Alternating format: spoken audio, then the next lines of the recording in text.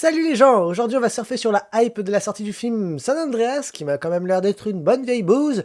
Vous avez bien lu le titre, aujourd'hui on va parler des films catastrophes.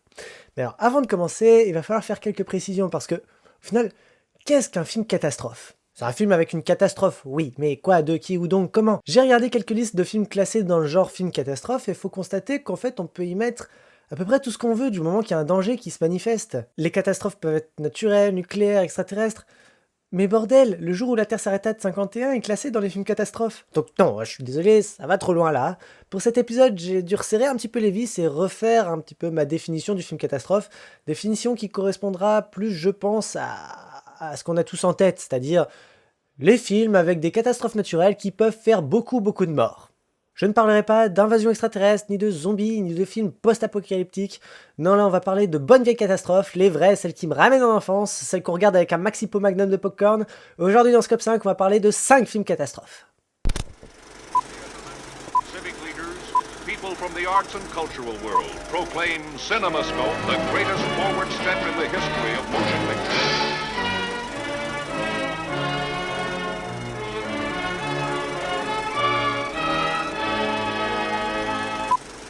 Numéro 5, Deep Impact de Mimi Leder. Souvenez-vous que Scope, c'est une émission subjective, hein. Vous allez en avoir besoin pour survivre à cette chronique, je pense. Je déteste en principe les vieux blockbusters américains, ceux qui sont venus après le nouvel Hollywood, ceux qui sont débiles, complètement American Power, tout ça. Je déteste Armageddon, je déteste Godzilla, Volcano, puis même les trucs plus récents, du style Le Jour d'après ou 2012. Je peux pas supporter ce genre de film. Le truc, c'est que parmi cette masse de films complètement cons, il y en a quelques-uns qui ont malgré tout bercé mon enfance. Ça a été le cas pour Independence Day par exemple, car malgré le fait qu'il va à l'encontre d'absolument toutes mes opinions politiques, religieuses, qui est la quintessence de tout ce que je déteste au cinéma, bah j'adore ce film, merde. Et il y en a pas mal dans ce cas parce que, au final, j'ai grandi avec ce genre de film, et c'est des trucs que j'ai vus avant même que mes goûts soient définis, alors c'est facile. Et Deep Impact en fait partie. Bon alors on est quand même loin de la connerie perpétuelle de Roland Emmerich et autres Michael Bay quand même, de leurs Armageddon, Godzilla et autres 2012. Et ce film, même s'il ne loupe pas la traditionnelle fin américaine à gerber, cette fin où tout le monde il est beau, tout le monde il est joli, bah ce film est quand même nettement plus intelligent que certains de ses concurrents. Deep Impact prend pied dans un monde où la Terre est menacée par l'impact d'une comète. Et si rien n'est fait, c'est l'extinction de toute vie sur Terre. La base, quoi. Et nous suivons en parallèle 3 histoires. Celle d'un jeune joué par Elijah Wood, celui qui a observé pour la première fois la comète, et qui était bien trop jeune à l'époque, ça n'a pas de bon sens. Celle d'une journaliste interprétée par Tia Leoni, que nous avons malheureusement pu voir jouer dans Jurassic Park 3. Et celle de plusieurs astronautes chargés de dévier la comète, ou de la détruire, j'ai jamais vraiment bien compris. Et finalement, la catastrophe du film ne survient que très tard, la majeure partie de l'histoire se composant dans un premier temps d'un genre de thriller où le personnage de Tia Leoni mène une enquête sur justement le dossier de la comète encore classée secret. Puis on a la partie où les astronautes font ce qu'ils doivent faire sur la comète, et c'est vraiment à la toute fin du film que les choses sérieuses se passent. Certains pourront trouver ça frustrant parce qu'après tout, une comète qui percute la Terre, ça peut faire des choses assez spectaculaires et on aimerait bien avoir un film tout entier là-dessus. Mais voyez, c'est là où je le mettrais en opposition à Armageddon. Les deux films ont le même pitch de départ, et pourtant celui de Michael Bay est vraiment l'archétype du film d'action sans substance, super cliché et tout. Alors que Deep Impact, oui, lui aussi est super cliché, mais il y a ce côté thriller intimiste que j'aime beaucoup. Et là finalement, l'histoire de la comète n'est presque qu'un prétexte pour filmer différents personnages dans un état de stress. Comment on réagirait si on savait tous que dans 2 mois on allait tous crever la gueule ouverte ? Et je trouve que ce film répond d'une manière assez plausible et réaliste à cette question. Et plus que la fin du monde, c'est vraiment ça qui m'intéresse, l'évolution de tout ce tintouin. Comme je dis, je trouve que ça donne un cachet plus réaliste à l'histoire qu'on nous montre. D'ailleurs, en parlant de réalisme, il y a des effets spéciaux qui sont vraiment pas mal. Le film date de 97 et j'ai l'impression qu'il a beaucoup moins vieilli que Star Wars épisode 1. Même les parties dans l'espace, je crois, n'utilisent pas vraiment d'images de synthèse et préfèrent user des bonnes vieilles maquettes. Et y a pas à dire, quand la lumière et les détails sont bien maîtrisés, n'importe quelle maquette sera 1000 fois supérieure à n'importe quel effet visuel. Bref, Deep Impact, regardez-le.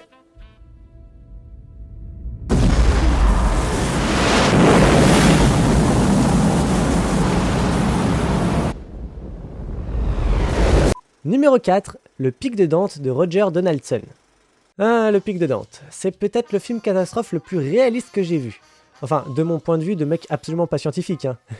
Pour vous situer l'histoire, en gros, le Pic de Dante, c'est un mont fictif qui fait beaucoup penser au mont Sainte-Hélène, qui est rentré en éruption plusieurs fois dans les années 80 et qui a pas mal traumatisé les Américains. Ce film, c'est un peu son histoire vue par Hollywood. J'ai regardé pour faire ce Scope 5 une interview d'un volcanologue qui comparait justement le film à une véritable éruption. Et bien évidemment, tout est ultra exagéré dans le film, et c'est pas possible qu'un volcan cumule autant de symptômes à lui tout seul. Explosion et coulée de lave, nuages de cendres, coulées pyroclastiques, dégagement de soufre dans l'eau de source, tremblement de terre, bref, tout ça, ça peut être très réaliste si on les prend chacun de leur côté, mais de les voir tous se dérouler lors d'une seule et même éruption, bah c'est pas vraiment possible, sans compter la vitesse avec laquelle les choses évoluent.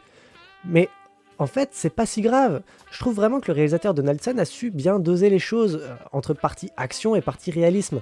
Parce qu'au final, on a un pur film d'action super fun, mais pas con pour un sou. Et comme pour moi, Deep Impact était la version intelligente d'Armageddon, bah le Pic de Dante est lui la version intelligente de Volcano. Putain, ce film.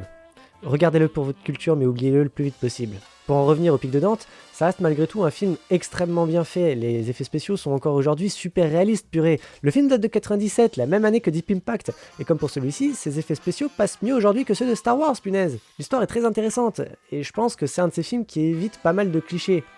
Je veux dire, bon, malheureusement, on a toujours droit à la putain de fin de merde où le héros et l'héroïne s'embrassent sous les applaudissements de tout le monde.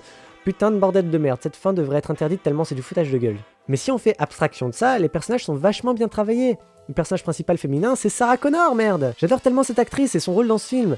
C'est une des choses pour lesquelles je suis totalement tombé amoureux de Terminator 2, c'est parce qu'elle y joue une warrior, une femme que si tu la fais chier, elle te défonce à coups de matraque dans la gueule. Mais là, c'est un peu la même chose, mais bon, dans un style plus réaliste quand même, faut pas déconner. Elle a 2 gosses, est divorcée, vit toute seule, cumule 2 boulots dont l'un c'est d'être maire de la ville, putain de bordel, si ça c'est pas une femme forte. Et à côté d'elle, on a Pierce Brosnan qui arrive toujours à jouer le beau gosse sans qu'empathise son rôle de scientifique censé être intelligent. Oui, parce que pour moi, il y a 2 sortes de héros dans ce style. L'archétype du James Bond, qui est beau et qui sait toujours ce qu'il fait tellement il est BG et que de toute manière, s'il réussit pas, bah, il y aura un Deus Ex Machina qui lui sauvera ses miches. Et celui de ce film, le mec pas plus moche, mais qui doit se battre comme n'importe quel autre pecno pour survivre. Vous voyez, c'est ça que je veux dire quand ce film évite pas mal de clichés. Et il faut aussi que je parle de la musique, composée par James Newton Howard et John Friedel, qui a d'ailleurs travaillé sur Alien la Résurrection, dont la musique est peut-être bien la seule bonne chose du film. Je sais pas quelle a été la part du travail fourni par Howard sur le score du film, mais à certains moments, on reconnaît vraiment sa patte, et ce compositeur est un putain de dieu! Il est le compositeur attitré de Shyamalan, et je crois qu'il a composé sur tous ses films. Personnellement, je l'ai connu avec Signe et Le Village. Et juste pour digresser 5 secondes, on peut reprocher tout ce qu'on veut à la fin de la filmographie de Shyamalan, mais s'il y a un truc qu'on peut pas critiquer à Phénomène ou Avatar, c'est bien la musique de film. Voilà, bon bref, le Pic de Dante, c'est cool. Oh my god. Oh no.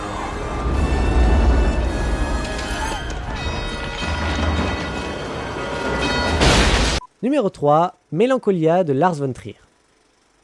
Bon alors, ouais, Lars von Trier c'est spécial, c'est très spécial, et je vais pas vous jeter la pierre si c'est pas votre truc. Faut pas être dépressif pour regarder le Lars von Trier. Personnellement, je suis tombé amoureux corps et âme de ce film. Le pitch, une planète, une très grosse planète, va croiser la trajectoire de la Terre. Et là, il s'agit même plus d'une comète, hein. Déjà d'emblée, il n'y a aucun espoir de survie. C'est une fucking planète, bordel. Et d'ailleurs, la planète nommée Mélancolia, d'où le titre du film, sort d'on ne sait où, et on s'en fout, c'est absolument pas important. Ce film, comme n'importe quel Lars von Trier, c'est du symbolisme, c'est ultra lent, ça dure 2h15, et en plus c'est divisé en 2 parties, dont la première n'a rien à voir avec un film catastrophe. Et dans cette première partie, on suit une soirée de mariage qui se déroule pas super bien. Et je comprends tout à fait qu'on puisse trouver ça relou, je comprends tout à fait qu'on puisse pas accrocher, d'autant plus que tous les personnages sont totalement antipathiques. Aucun effet pour le spectateur s'identifie, et on les déteste tous autant qu'ils sont. Mais vous voyez, c'est déjà là que c'est génial.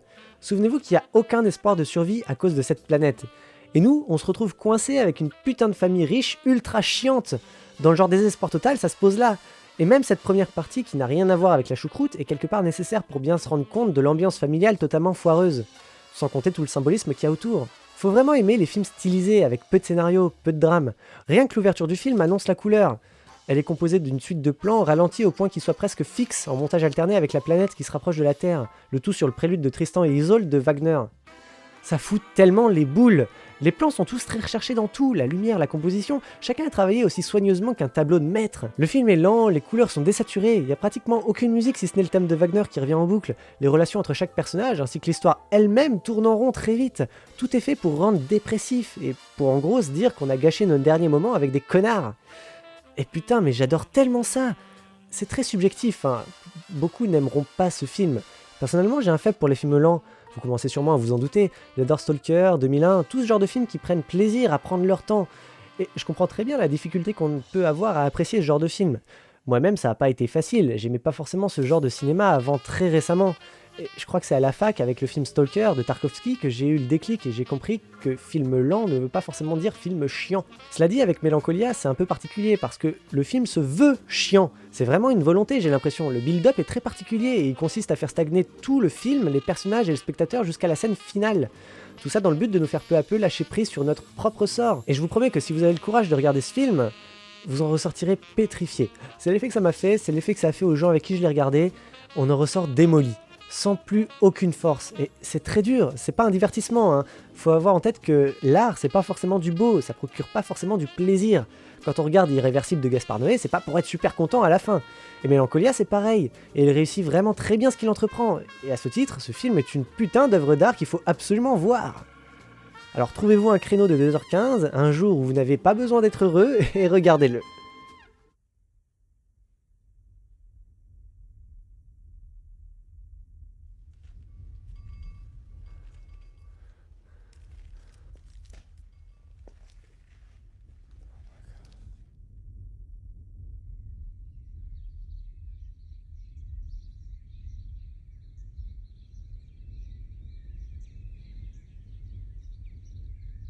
Numéro 2, Tech Shelter de Jeff Nichols. Bon alors avec ce film, ça va être très spécial. Parce que d'emblée, je ne le classais pas, mais alors pas du tout dans le genre du film catastrophe. C'est vrai quoi, c'est un drame très psychologique, et même si la catastrophe naturelle est un peu tout ce qui motive le film, bah ça reste très intimiste, et puis on la voit jamais vraiment. Mais bon, apparemment le film est quand même classé parmi les autres films catastrophes, donc je vais en profiter parce que je l'adore, et ne pas l'avoir vu devrait être puni par la loi. Bon, peut-être pas quand même, mais tout juste. En gros, nous suivons la tranche de vie d'un père de famille nommé Curtis, interprété par Michael Shannon, qui avait joué Zod dans le Man of Steel de Snyder. Il est en proie à des rêves, toujours plus présents et perturbants. Il rêve qu'une tempête va s'abattre et décide de rénover son abri souterrain car il pense de plus en plus que cette dite tempête va arriver. Et ce film est assez particulier pour moi puisqu'il a été une grosse inspiration pour le court-métrage que j'ai fait et qui est dispo sur la chaîne Morpheus. Je me suis très fortement inspiré de ce film en ce qui concerne la représentation des rêves et du fait que plus le film avance, plus on a du mal à faire la distinction entre réalité et cauchemar. Ce film est vraiment très perturbant et fait partie de ces œuvres où on sombre sans le savoir avec le personnage principal pour qu'à la fin on se retrouve presque dans le même état d'esprit que lui. Ça m'avait fait surtout cet effet avec Breaking Bad et plus récemment la série Hannibal. L'évolution du personnage est tellement malsaine que quand on finit la série ou le film et qu'on se retrouve de nouveau dans le monde réel, il nous faut un petit temps d'adaptation pour reprendre ses esprits. Ici ça m'a fait pareil. Et c'est vachement bien, j'adore vraiment ce type d'histoire. Mais en même temps, c'est aussi pour ça que j'ai beaucoup de mal à le classer dans les films catastrophes. On parle beaucoup plus de la folie du mec que de la soi-disant tempête.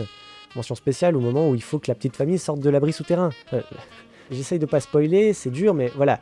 Il y a un moment où tout le monde s'est réfugié dans l'abri souterrain et notre personnage a beaucoup de mal à vouloir en sortir. Je vous en dis pas plus, c'est peut-être la meilleure scène du film avec une putain de montée dramatique. Puis à la fin du film aussi qui fait froid dans le dos. Mais bon, il faut que je ferme ma gueule pour pas spoiler.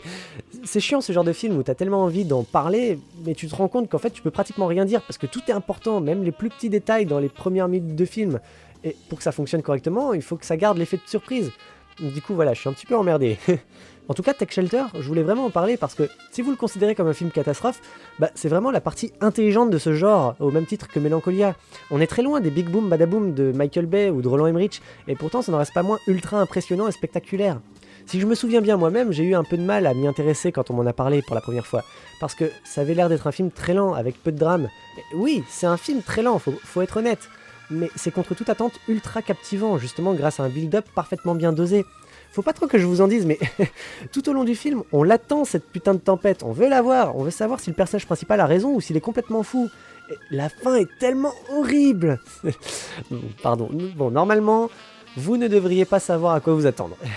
J'espère vous avoir bien embrouillé, et seuls ceux qui auront vu le film sauront de quoi je parle. Hashtag seuls les vrais savent.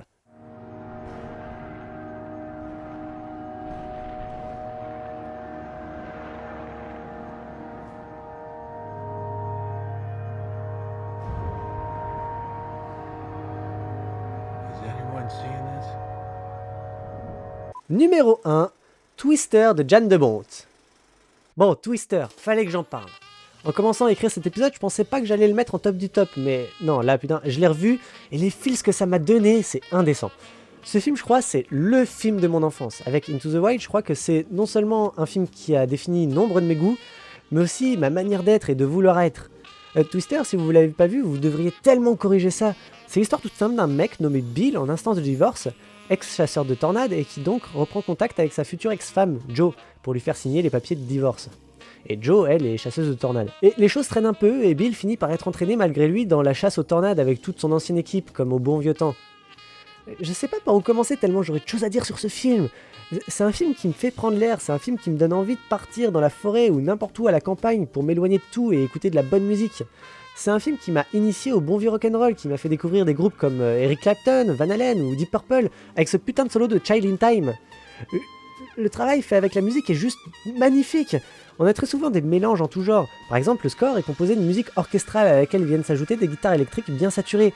Et puis la musique intradigétique aussi joue un rôle immense dans l'ambiance, notamment avec la première chasse à la tornade, quand toutes les voitures roulent en convoi, où justement on a Child in Time de Deep Purple qui joue en même temps que l'ouverture de Guillaume Tell, mélangée aussi à Oklahoma de Roger et Hammerstein.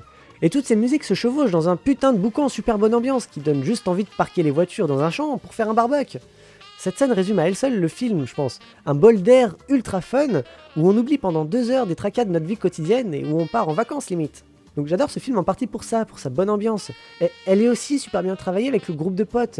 Il y a plein de personnages dans cette histoire, et c'est devenu très rare de voir un film dans lequel même le plus secondaire a droit à une place importante à l'écran. Chacun d'entre eux est unique et a sa personnalité. Le groupe fonctionne super bien comme ça, notamment avec toute la séquence qui se passe chez la tante de Joe. Tout le monde est autour de la table pour partager le repas, et tout le monde parle, et c'est la super ambiance. Et putain, ça me rappelle tellement de vacances que j'ai passées. Je sais pas, pour le coup là c'est très très personnel, mais si vous ne l'avez pas vu, je ne peux que vous conseiller de le voir parce que c'est un super moment à passer sans se prendre la tête et sans pour autant regarder un film con. Et puis d'ailleurs, niveau film catastrophe, qu'est-ce que ça donne ? Bah, mis à part les effets spéciaux complètement dépassés, suffit de voir le satellite en orbite après l'ouverture du film. Mon dieu que c'est moche. Mis à part ça, c'est franchement cool. Encore une fois, je suis pas un scientifique, hein, j'ai aucun moyen de dire si le film est réaliste. Mais en tout cas, il paraît crédible et la seule incohérence que j'ai pu soulever, c'est pourquoi est-ce qu'ils allument pas cette putain de machine avant de partir en vadrouille ?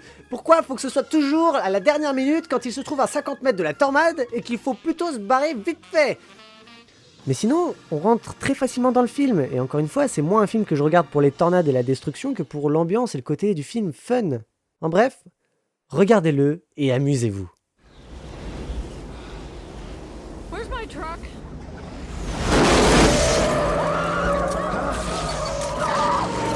There it is.